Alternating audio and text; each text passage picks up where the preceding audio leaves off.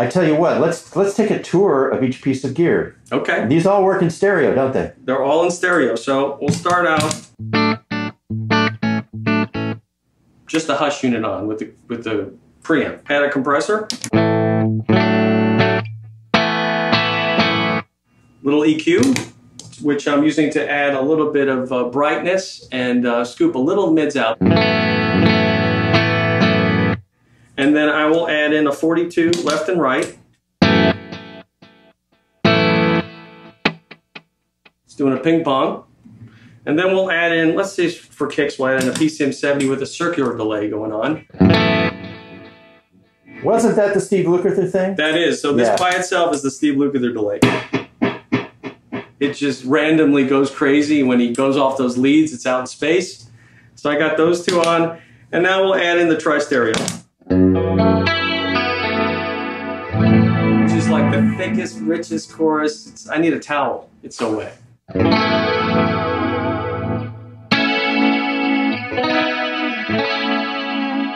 That's the TC. Here's the 1210, which is a little bit more headroom, not as wet, but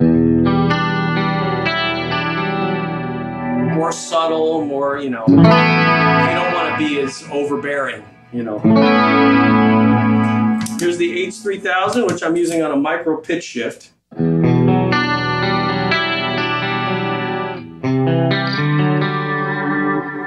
Here's the SPX, similar micro pitch shift, but a little bit different character. And then here's 2290. Let me take these off. Here we go. Very natural delay, not, you know, right in the center. So if I add, oh, let's do the Dimension D. So here we go. Here's the Dimension D,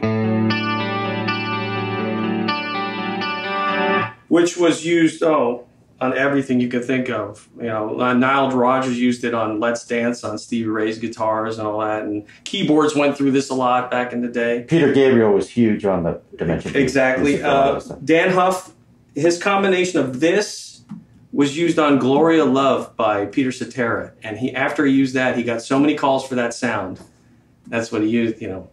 And then he combined this with the 1210, and that was Sole Provider by Michael Bolton. And that was like a classic Huff clean tone that, oh, we need that. Call that guy, get that guy and everything.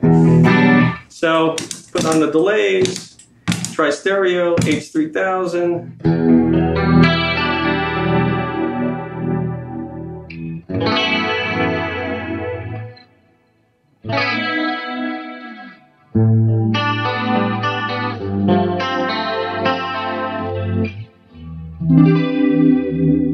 Classic LA session tone. I was so excited when I got this. I still have this unit. It sounds a little lo-fi now because I think it's 12-bit. But that's actually a good thing when you hear the delays.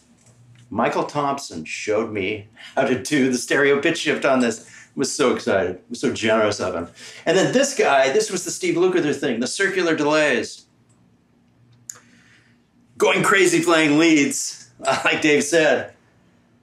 With this thing on, a little modulation probably, right? Yeah. And then these, I think Landau was the one who fell in love with these and still uses them to this day. And John Shanks still loves them because, I mean, they are the best sounding rack delays ever made, for sure. And then the tri-stereo chorus, I got mine in Japan on the road. Mine was called a Songbird. But I'm glad Fultone made this because there's just nothing like it. I used it all the time. It actually softened the guitar sound. And then the 1210, I think was kind of like, well, if you couldn't find a tri-stereo, because they were pretty rare, the 1210 was a great solution. And Dan Huff, you know, went to town every day with his 1210. This guy, too, for delays was great. Landau did the, what did he call the preset? Was it the Womanizer? The Womanizer on his SPX-90, and it was this really kind of detuned thing. Sounded like an Eventide harmonizer, but affordable through the SPX-90. And then this is amazing. I really want to get one of these because my Dimension D, I sold to Paisley Park, the studio, Prince's studio, after I kind of disassembled my rack. And this was really, really popular with Peter Gabriel. A lot of the stereo stuff, like on Red Rain and that particular record, they used the Dimension D a lot. And then the DBX160X was the kind of workhorse compressor of the era. This is just, it's just amazing. Everything sounds really, really good too. Nothing like it.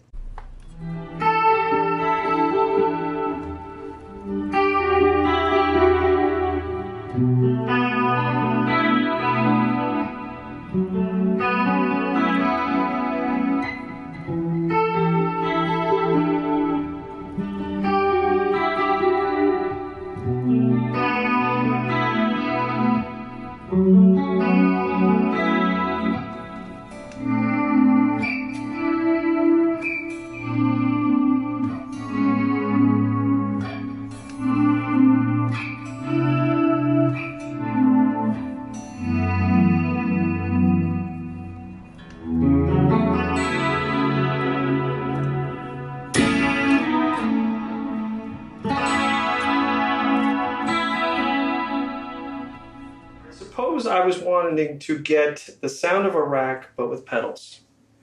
I might use this stuff that I have here on the floor. The main heart of the sound, I'm going to be using the Free the Tone chorus. It's the tri-chorus, which is emulating the sound of a tri-stereo chorus rack piece. And they made it in a pedal, which is the closest I've heard to that sound. And then the other thing is this Future Factory delay, which is like, oh, it's a mega delay with multi left and right and modulation and EQs, and it's pretty amazing what it does. So I'm using that for a ping pong. I got an old MXR Dynacomp, which is still one of my favorite compressors if I want to really get that squish, similar to what Andy Summers and guys used back in the day before they went to the rack pieces. And then for a lead tone, I might use this XTS Atomic, which is going to be like a hot rodded Marshall, similar to this X88 clone here that we have. And so this sound right here will be the compressor, the tri, and a ping pong delay.